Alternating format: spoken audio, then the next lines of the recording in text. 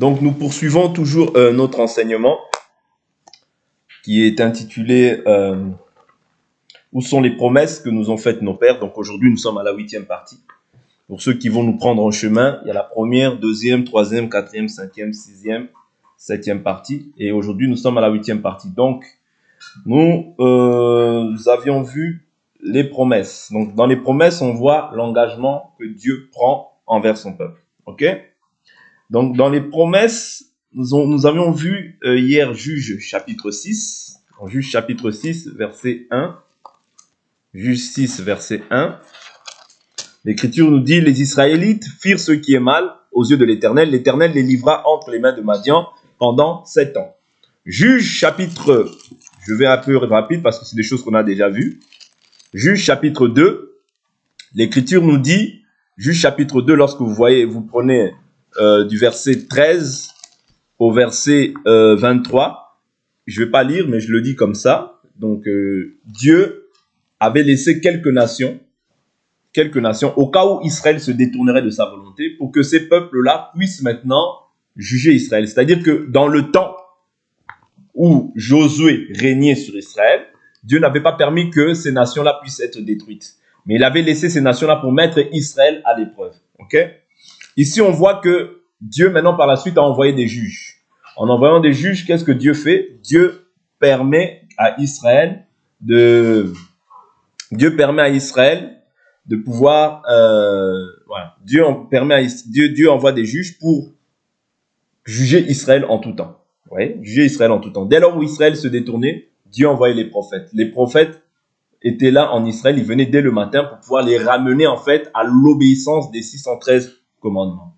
Ça, c'était le rôle en fait que jouaient les prophètes en Israël. Mais le rôle que jouait le juge ou bien le sacrificateur, si on peut dire ainsi, c'était de faire observer la loi de Dieu au peuple.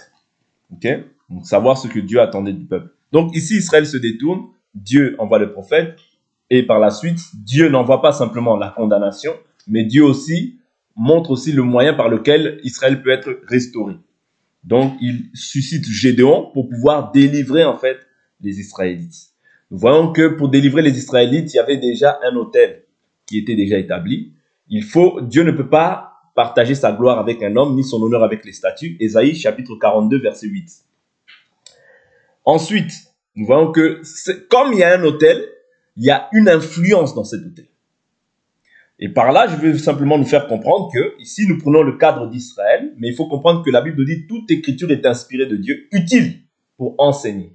C'est-à-dire que l'utilité que nous puisons en fait dans cette écriture, elle est utile aussi pour nous aujourd'hui, dans le temps présent. Parce que Israël, c'était une ombre et non pas la réalité. Oui.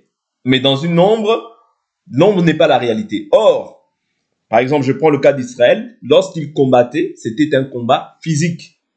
Quand Dieu disait aux Israélites de venir combattre et de prendre possession de ces nations, c'était physiquement qu'ils combattaient. Physiquement, ils devaient anéantir, conquérir ces nations-là. Ouais, et prendre ces nations-là prendre ces nations-là pour eux et détruire en fait et livrer tout à l'interdit, renverser leurs autels. Nous avions vu l'autel comme étant l'enseignement. Ouais, ils devaient renverser, détruire en fait tout ce qu'ils voyaient parce que tout ce qui était là devait être livré à l'interdit. C'est-à-dire que Dieu ne pouvait pas prendre plaisir à leur manière de rendre un culte à leur Dieu. Ouais, donc au temps d'Israël, le peuple devait conquérir les territoires par la guerre. Et l'ordonnance qui leur était donnée, c'est de renverser les autels, les hauts lieux, les stèles, les poteaux d'Achéra. Okay? Le combat d'Israël qui était physique prend aujourd'hui un aspect comment? Spirituel. Pour nous, les enfants de Dieu, c'est un aspect spirituel. Quoique physique, comment? Dans la prière. Ouais, mais quoique physique dans la prière, mais ce n'est pas un combat physique comme ça avec les poings. Parce que la Bible nous dit bien, dans le livre de 2 Corinthiens, chapitre 10, verset 4, car les armes avec lesquelles nous combattons ne sont pas charnelles, mais elles sont puissantes devant Dieu pour renverser quoi? Les forteresses. Ouais. C'est-à-dire, dans une forteresse, quand on voit une forteresse, c'est un lieu élevé. C'est-à-dire que l'ennemi, l'ennemi, il te voit, c'est-à-dire toi, tu as une vision élevée face à l'ennemi. Quand, par exemple, toi, tu es en haut, tu vois l'ennemi qui arrive d'en bas. Ouais. C'est en cela que nous luttons. C'est-à-dire nous luttons contre les forteresses La Bible nous dit 2 Corinthiens 10, verset 4, « Car les armes avec lesquelles nous combattons ne sont pas charnelles, mais elles sont puissantes devant Dieu, pour renverser des forteresses. Nous renversons les raisonnements. » Vous voyez, aujourd'hui, hier, c'était des forteresses physiques, vous voyez, mais aujourd'hui, ce sont des forteresses qui sont liées, par exemple, aux doctrines. Vous voyez, par exemple, tu parles à quelqu'un, il a des forteresses, vous voyez, il a des raisonnements dans sa tête. Or, nous, maintenant, ce que nous faisons, c'est renverser les forteresses qu'il a dans la tête, renverser les raisonnements qu'il a dans la tête, ok?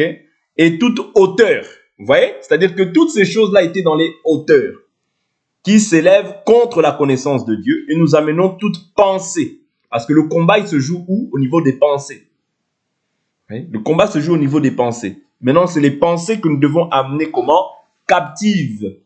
Or, quand quelqu'un est captif, il est esclave. Or, nous aussi, dans un autre aspect, nous sommes esclaves. Mais de qui? De Christ. Vous voyez? Nous sommes esclaves de Christ. Nous ne sommes plus esclaves des passions et des désirs du monde. Vous voyez? Mais quand tu es esclave de tes pensées, tu finiras par la fin à devenir esclave du diable. Pourquoi? Parce que quand tes pensées dominent, or ta pensée à toi, elle est la pensée de l'homme, la pensée d'en bas, la Bible nous dit qu'elle est terrestre, charnelle et démoniaque. Mais la pensée d'en haut est pure, pacifique et modérée. Vous voyez? C'est-à-dire qu'il y a deux types de pensées. La pensée d'en haut, la pensée d'en bas. Or, la pensée humaine ne peut pas saisir Dieu, ne peut pas comprendre les choses de Dieu. Vous voyez? Voilà pourquoi il faut que nous soyons renouvelés dans notre manière de penser. Renouvelés pas en se disant « Ah bon, moi je pense nouvellement ». Non, renouvelés par rapport à la parole. Pensez comme la parole de Dieu veut, comme la parole de Dieu dit. C'est que comme ça que Israël pouvait avoir la victoire et être libre face à l'adversité. Parce que dans un hôtel, comme je vous ai dit, il y a tout un enseignement qui est établi et une manière de célébrer, de rendre un culte à leur divinité. Or, la manière dont les nations rendaient un culte à leur divinité ne peut pas plaire à Dieu. Voilà pourquoi dès lors Israël, en fait, imite les nations. Directement, ils deviennent esclaves des nations. Voilà pourquoi la Bible ici nous dit, nous renversons quoi? Les raisonnements, les forteresses et toute pensée. Vous voyez, parce que ça commence déjà par la pensée. Quand tu es incrédule dans ta pensée, cela va entrer dans ton âme, vous voyez, et ça va prendre vie. D'où l'importance de renverser. Vous voyez, quelqu'un aujourd'hui ne peut pas me dire, oh oui, ah mais les musulmans peut-être ils verront Dieu. Non, ils ne verront pas Dieu. S'ils demeurent musulmans jusqu'à la fin, ils ne verront pas Dieu. Vous voyez, c'est ça la fermeté. C'est-à-dire pour ne pas ramener des raisonnements.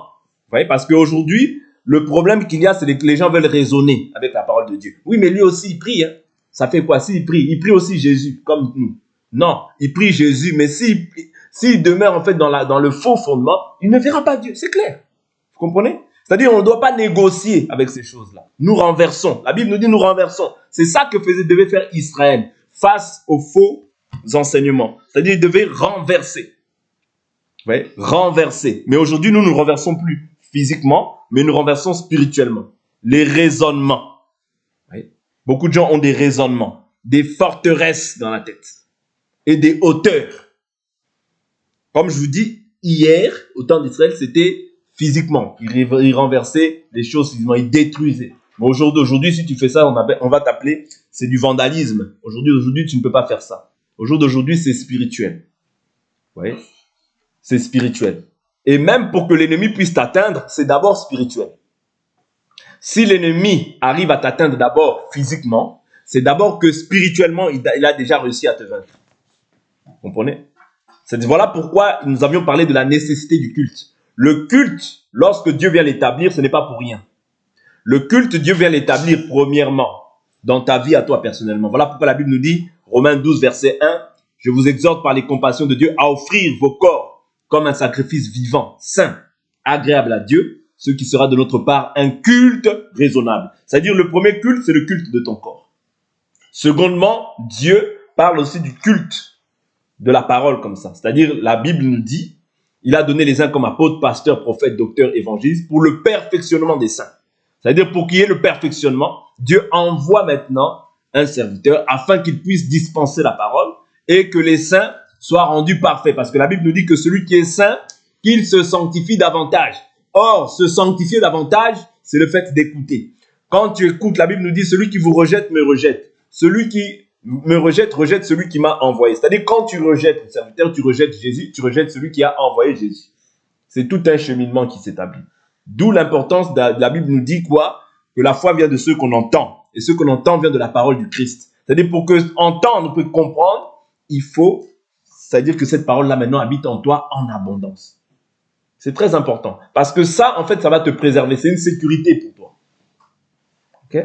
C'est une sécurité. Parce que l'ennemi a des desseins, et les desseins de l'ennemi, c'est de te rendre simplement esclave.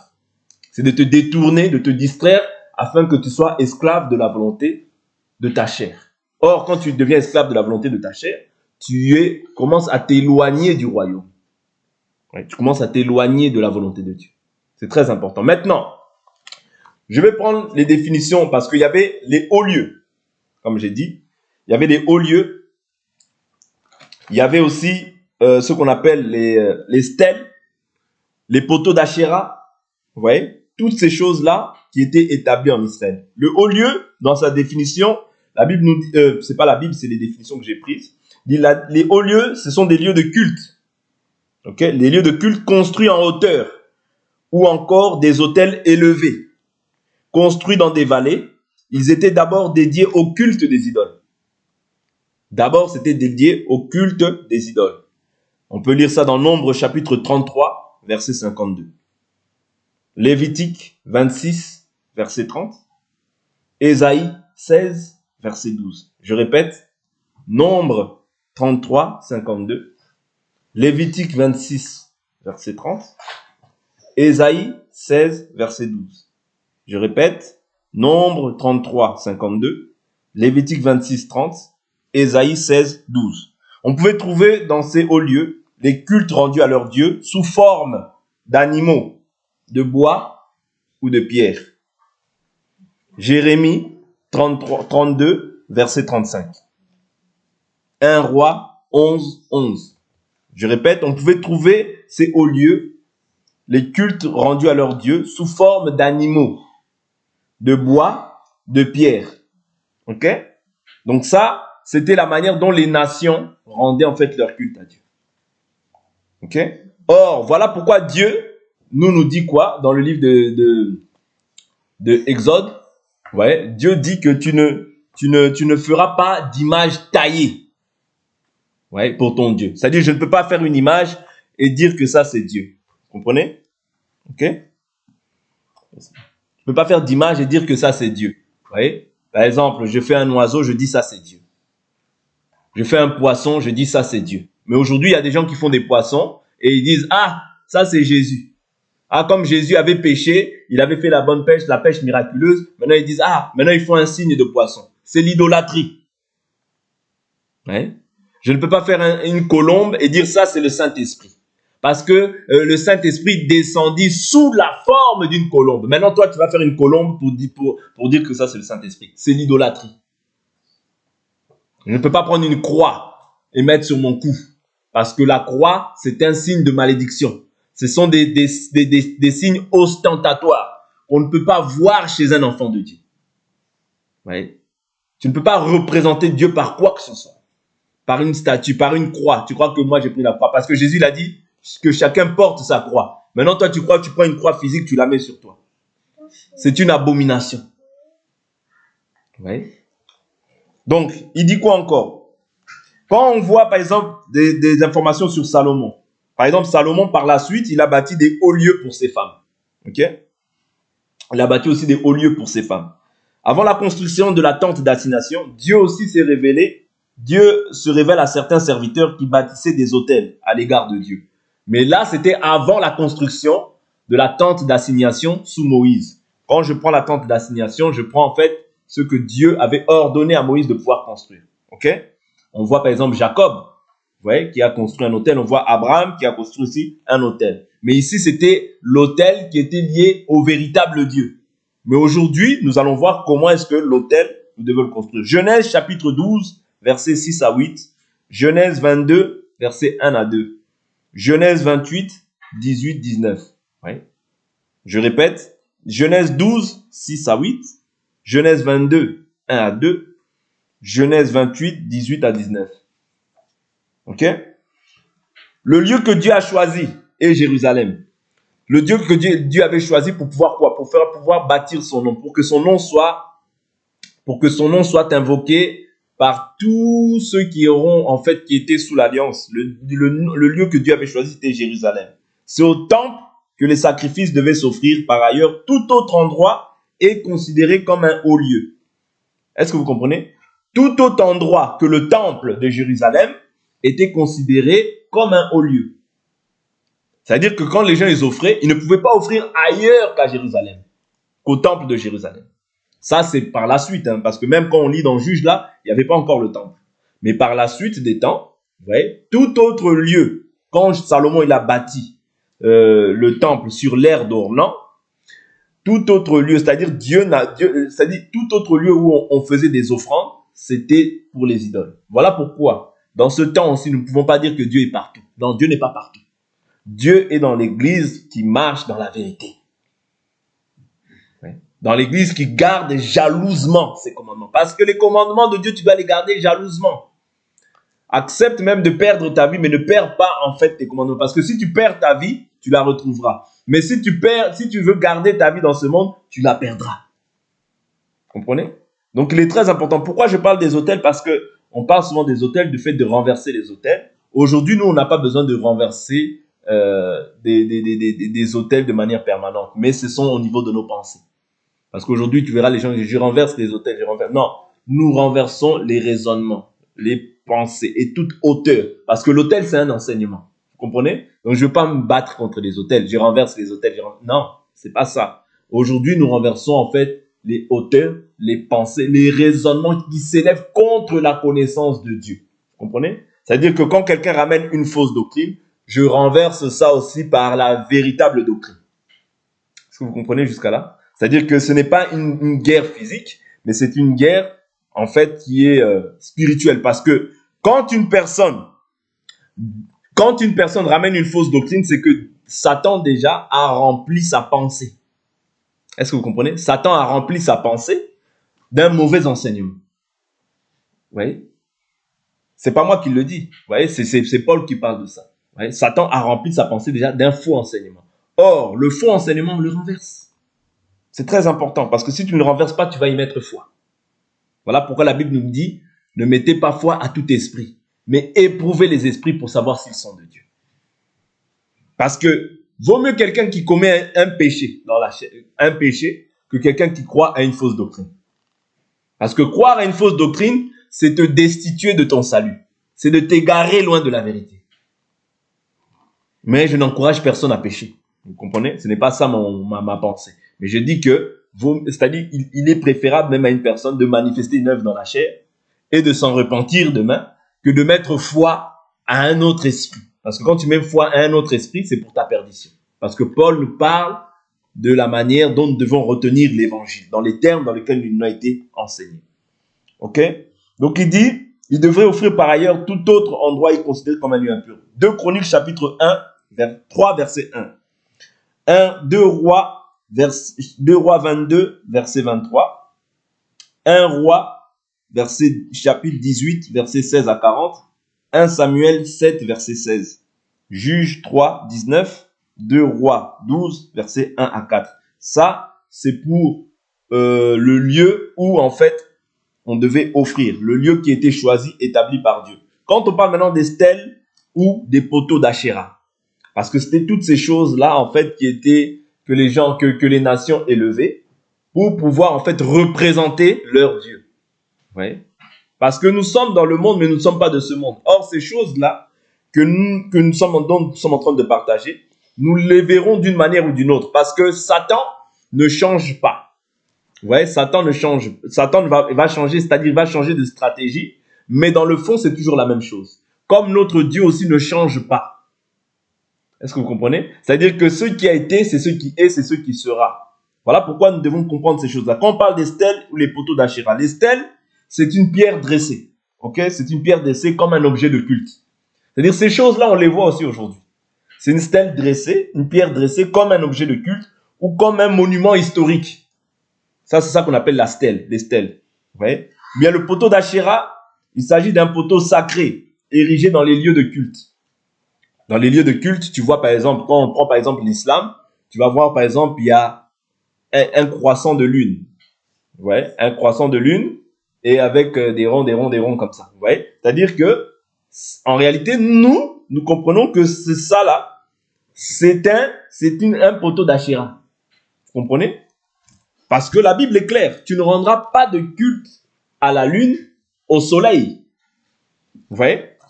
Pour les gens qui doutent que ces religions-là sont du diable, bah, je vais simplement prendre l'écriture. Ouais. Il dit que nous ne pouvons pas rendre de culte à la lune, au soleil. Je prends juste l'écriture.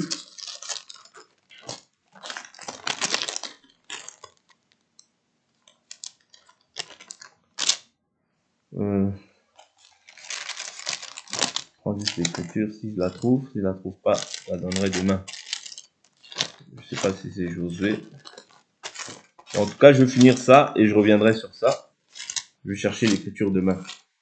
Donc, ici, on a vu concernant les poteaux d'Achéra qu'il s'agit d'un poteau sacré érigé dans les lieux de culte. Cela est lié à une divinité. Vous voyez? C'est-à-dire que derrière chaque action, derrière chaque chose que les gens posent, il y a une divinité qu'on adore. Vous voyez? Voilà pourquoi il faut éviter de s'aventurer à aller dire, bon, moi j'y vais, qu'est-ce que ça fait? J'ai Dieu. Oui, j'ai Dieu. Mais moi, néanmoins, je sais qu'il n'y a qu'un seul Dieu et que tout le reste, en fait, ce sont des idoles. Vous voyez, j'ai cette connaissance. Ce n'est pas en soi un péché, mais je ne peux pas communier avec ces gens. Pourquoi? Parce que quand quand tu communies avec ces gens-là, tu fais maintenant un seul esprit avec ces gens. Or, Dieu ne veut pas que nous soyons en communion avec les idoles. C'est très important ces aspects-là. Donc voilà. Ici, on voit que c'est dédié à une divinité. On peut voir par exemple les 4 stèles de Jacob. Jacob l'avait fait, mais quand Jacob l'avait fait, ce n'était pas au temps de la loi. C'était avant la loi. Quand il faisait ça, il le faisait parce que les gens peuvent se dire, oui, mais dans la Bible, il y a marqué. La Bible.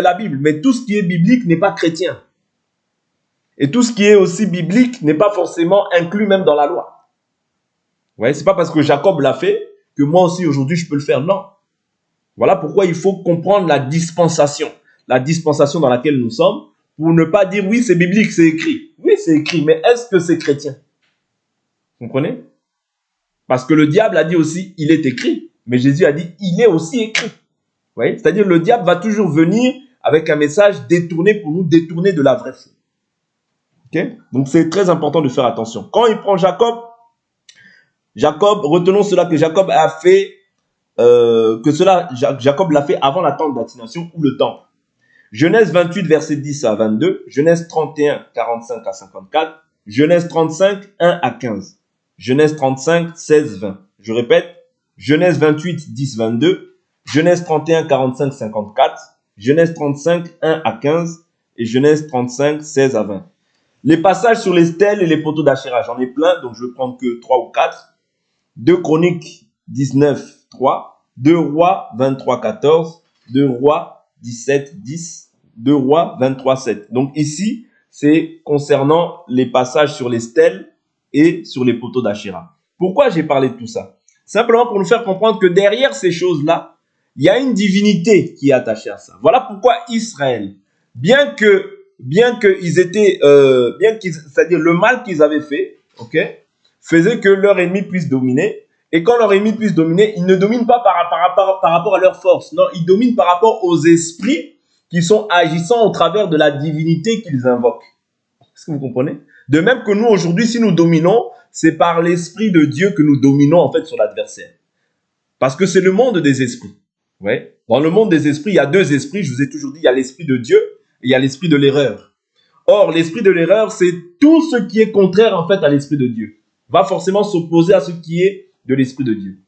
Voilà pourquoi la Bible nous dit, nous n'avons pas à lutter contre la chair et le sang, mais contre les principautés, contre les autorités, contre les dominateurs des ténèbres d'ici-bas. Parce que ici-bas, il y a des dominateurs. Quand on parle des dominateurs des ténèbres d'ici-bas, on voit les sorciers, on voit les occultistes, on voit les francs-maçons, on voit tous ces gens-là qui ont en eux aussi un pouvoir. Ouais. Un pouvoir, mais un pouvoir pour nuire. Ouais. Ce n'est pas un pouvoir pour pouvoir édifier. Non. Nous, le pouvoir que nous avons, c'est pour édifier, pour délivrer. pour ouvrir les yeux de ceux qui sont aveugles. Or, quand on parle des principautés, quand on parle de principauté, on parle de quoi? On parle déjà dans une principauté, c'est-à-dire qu'il y a un prince. Quand on parle de principauté, c'est-à-dire qu'il y a un prince. Or, le diable, on l'appelle le prince de la puissance de l'air. Est-ce que vous comprenez? Le prince de la puissance de l'air. Jésus dira aussi dans le livre de Jean que le prince de ce monde vient, il n'a rien de lui en moi. Vous voyez? C'est-à-dire qu'il y a un prince qui règne dans ce monde. Or, ce prince-là, il faut aussi avoir des informations sur lui. C'est-à-dire que lui, il agit par étapes. C'est-à-dire qu'il y a les dominateurs des ténèbres. Je prends l'écriture, Éphésiens chapitre 6. Ça va nous aider. Éphésiens chapitre 6. Prenons les écritures, c'est un peu mieux. Éphésiens 6. Parce que le combat que mène Israël, pour qu'ils aient la victoire, il faut forcément d'abord que le précédent autel soit renversé. De même, nous aussi, pour que nous ayons la victoire, comme je l'ai dit hier, il faut au préalable que le vieil homme soit détruit. Il faut au préalable que les œuvres de la chair ou des ténèbres soient détruites. C'est alors que Dieu rebâtit. Dieu ne peut pas rétablir la maison qui est l'homme si la maison est encore sale. Non. Parce que Dieu, avant de faire un travail dans une vie, il faut que la maison soit vidée, balayée et ornée. Vous voyez? C'est alors que là, Dieu peut maintenant faire un travail dans cette maison. Mais tant que la maison est encore sale, remplie de désirs du monde, comme Israël ici, ils étaient encore sous l'esclavagisme. S'ils sont sous l'esclavagisme, ça veut dire qu'ils vont produire les œuvres, en fait, des nations. Dieu ne peut pas prendre plaisir à eux. Voilà pourquoi ils doivent d'abord renverser ce qui est de l'ancien autel, afin que Dieu rebâtisse sur le véritable autel. Éphésiens chapitre 6, verset 10. Au reste, fortifiez-vous dans le Seigneur par sa force souveraine. Revêtez-vous de toutes les armes de Dieu afin de pouvoir tenir ferme contre les manœuvres du diable. Ouais, c'est-à-dire que le diable a différentes manœuvres par lesquelles il agit. Mais car il dit, car nous n'avons pas à lutter contre la chair et le sang, mais contre les principautés. Donc dans une principauté, il y a un prince. Ouais. Or, nous croyons que dans chaque territoire, il y a des principautés. Chaque territoire, c'est-à-dire que ce soit la France, que ce soit la Belgique, que ce soit au Ghana, que ce soit au Congo, il y a des principautés. Dans chaque principauté, il y a un prince qui domine. Nous, ces princes-là, nous ne les appelons pas, ce sont des démons, des anges déchus. Okay? Les anges déchus, ce sont des démons qui règnent, en fait. Okay? Ce sont des princes.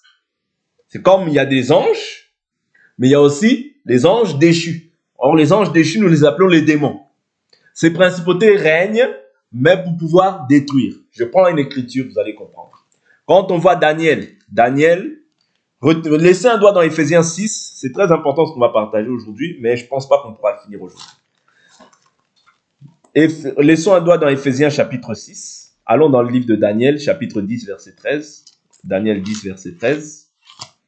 Vous verrez que même quand on prie, tu demandes quelque chose à Dieu, il y a une opposition. C'est-à-dire que ta prière, elle peut monter. Ta prière aussi, elle peut être bloquée par les principautés. Ce sont des réalités que nous devons connaître. Je ne dis pas que le diable peut a l'avantage sur toi. Non, c'est pas ce que je dis. Mais les principautés jouent un rôle pour pouvoir faire en sorte que des fois, tes prières ne puissent pas accéder au trône de Dieu. Je prends l'écriture. Daniel chapitre 10. Daniel 10. Daniel 10, prenons le verset 3. L'Écriture dit, « En ce temps-là, moi, Daniel, je fus 3 semaines dans le deuil. Je ne mangeai aucun mets, il n'entra ni viande ni vin dans ma bouche, et je ne fis aucune onction jusqu'à ce que les 3 semaines soient accomplies. » C'est-à-dire Daniel, les gens appellent souvent ça le jeûne de Daniel, le jeûne de 21 jours, vous voyez, où il ne mange pas, en fait, il dit quoi? Il dit, je ne mangeai aucun mets délicat. Il n'entra ni viande, ni vin dans ma bouche, et je ne me fis aucune onction jusqu'à ce que les 3 semaines soient accomplies. Les gens qui disent que le vin est interdit, ou l'alcool est interdit, donc cette écriture renverse des faux raisonnements. Donc ce n'est pas interdit, mais c'est l'excès qui est interdit. Bref, c'est une parenthèse, nous avançons. Donc ici, il dit qu'il ne prit aucun mets délicat. C'est-à-dire qu'il mangeait des choses vraiment légères. Vous voyez? Donc ici, Et il dit quoi? Le 24e jour du premier mois, j'étais au bord du grand fleuve, et duquel je levai les yeux et je regardais. Et voici un homme vêtu de lin, ayant sur les reins une ceinture d'ouphase. Son corps était chrysolite. Son corps était comme de chrysolite. Son visage était comme l'aspect de l'éclair. Ses yeux comme des flammes de feu. Ses bras et ses pieds comme l'apparence du bronze poli. Et le bruit de ses paroles comme le bruit d'une multitude. Moi, Daniel, je vis seul la vision, et les hommes qui étaient avec moi ne virent pas la vision. Mais ils furent saisis d'une grande frayeur et prirent la fuite pour se cacher. Je restai moi seul et j'ai vu cette grande vision. Les forces me manquèrent, mon visage pâlit et fut décomposé. Je n'eus plus aucune force. J'entendis le son de ses paroles, et comme j'entendais le son de ses paroles, je fus frappé d'étourdissement, la face contre terre. Et voici qu'une main me toucha et me mit tout tremblant sur mes genoux et les paumes de mes mains. Puis il me dit, Daniel, homme bien-aimé, comprends les paroles que je vais te dire et tiens-toi debout à la place où tu es, car je suis maintenant envoyé vers toi. Lorsqu'il m'eut dit cette parole, je me tins debout en frémissant. Il me dit, sois sans crainte, car dès le premier jour où tu as eu à cœur de comprendre et de t'humilier devant ton Dieu, tes paroles ont été entendues et c'est à cause de tes paroles que je suis venu. Le chef du royaume de Perse m'a résisté. Ouais, m'a résisté 21 jours. Mais voici que Michel, l'un des principaux chefs, est venu à mon secours et je suis demeuré là auprès des rois de Perse. Vous voyez? Donc quand on parle des rois de Perse ici, ce n'est pas le roi de Perse, non. C'est réellement une principauté. Vous voyez, une principauté, parce que là aussi, il dit quoi? Le prince, il dit quoi? Il dit, excusez-moi, Michel, l'un des principaux chefs. Vous voyez? Ici, il s'agit d'un principal chef, mais de Dieu. Parce que l'ange Michel ou l'ange Michael, ok, c'est c'est l'ange Michel. Parce que nous, on voit l'ange Michel, mais d'autres disent l'ange Michael. C'est pas grave, c'est pas un sujet pour lequel on doit mettre la discorde. L'ange Michel, l'un des principaux chefs, il est venu quoi? C'est-à-dire dans les anges, même dans les anges, il y a une hiérarchie. Il y a une hiérarchie. Vous voyez? Il y a les anges, on avait déjà vu. Les anges, les archanges, les séraphins, vous voyez, des myriades d'anges, toutes ces choses-là. Il y a une hiérarchie. De même aussi, nous croyons que le diable étant l'imitateur aussi, il y a aussi une hiérarchie chez les démons. C'est-à-dire que dans chaque principauté ou un prince, ou dans chaque principauté ou dans chaque territoire, il y a des principautés qui règnent. Et qui, là, à ce moment-là, qu'est-ce qu'ils ont fait? Ils ont empêché en fait que la prière de Daniel puisse monter vers Dieu. Voyez, parce qu'il dit, quand tu as pris le désir de t'humilier, vous voyez, dès le premier jour, j'avais saisi ta prière. Mais le prince, le roi de Perse m'a empêché. C'est-à-dire, c'était une principauté. Voilà pourquoi la Bible nous parle des principautés, des pouvoirs, des esprits du mal dans les lieux célestes et des dominateurs des ténèbres d'ici-bas. C'est comme ça que le monde des ténèbres aussi est organisé pour pouvoir nuire à la vie des enfants. Et ça, on doit en être conscient.